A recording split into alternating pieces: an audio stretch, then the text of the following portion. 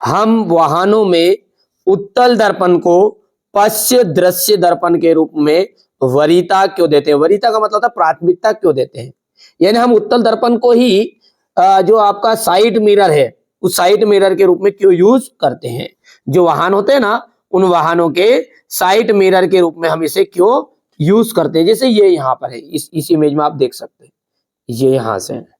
ठीक है बच्चों, ये साइड मिरर जो है आपका कांच है, ये कांच हम उत्तल दर्पण का ही क्यों यूज करते हैं? तो देखिए, सबसे पहले अपन उत्तल दर्पण के द्वारा जो प्रतिबिंब बने हैं ना उनको समझो, पूरा उत्तर समझ में आएगा, है ना।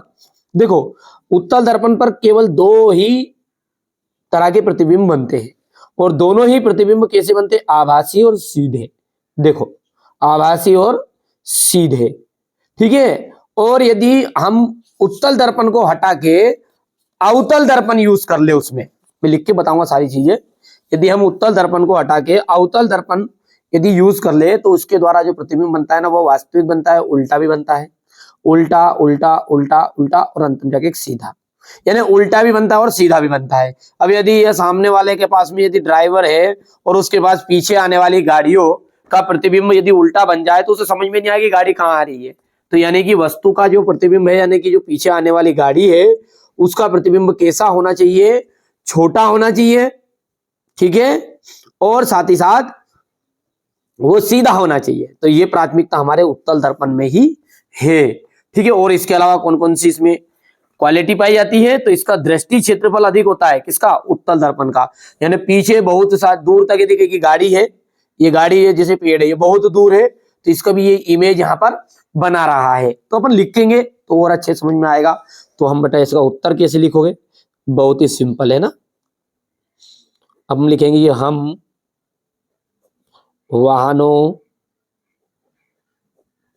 में उत्तल दर्पण को पश्य दृश्य दर्पण के रूप में वरीयता देते हैं क्योंकि,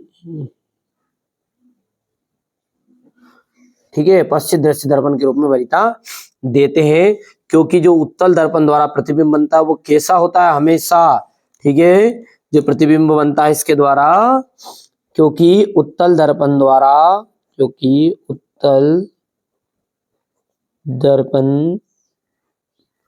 द्वारा हमेशा या उत्तल दर्पण द्वारा आभासी एवं सीधा प्रतिबिंब बनता है, ठीक है। प्रतिबिंब बनता है, आभासी और क्या कैसा बनता है? सीधा प्रतिबिंब बनता है, जो कि कैसा होता है? जो कि छोटा होता है, छोटा होता है, ठीक है भैयू। और साथ ही साथ इसका दृष्टि क्षेत्रफल, इसका दृष्टि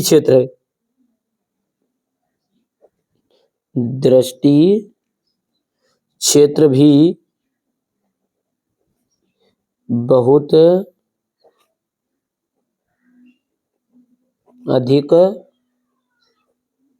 होता है। क्या बोला है अपन ने कि हम जब उत्तल दर्पण का यूज करते हैं तो उत्तल दर्पण द्वारा जो प्रतिबिंब बनता है वो आभासी और सीधा होता है और छोटा होता है वस्तु से, ठीक है। और इसका दृष्टि क्षेत्र भी बहुत ज्यादा बड़ा होता है। दृष्टि क्षेत्र का मतलब ये देखो, पीछे जो झाड़ पेड़ बहुत दूर है लेकिन इसमें इमेज में आपको साफ साफ नजर आ रहा है, ठीक है। तो इसका दृष्टि क्षेत्रफल भी कैसा हो गया बेटा?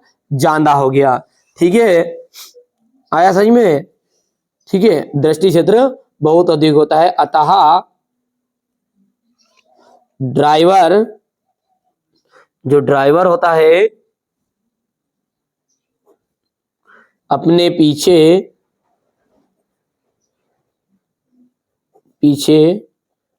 आने वाले वाहनों को आसानी से देख सकता है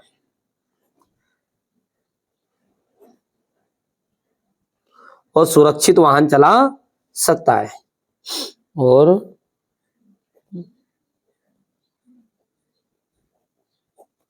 सुरक्षित वाहन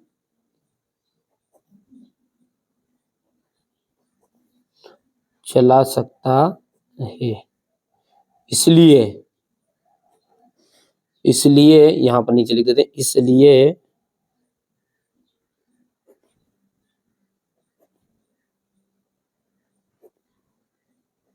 हम उत्तल दर्पण को, ठीक है, पश्च दृश्य दर्पण के रूप में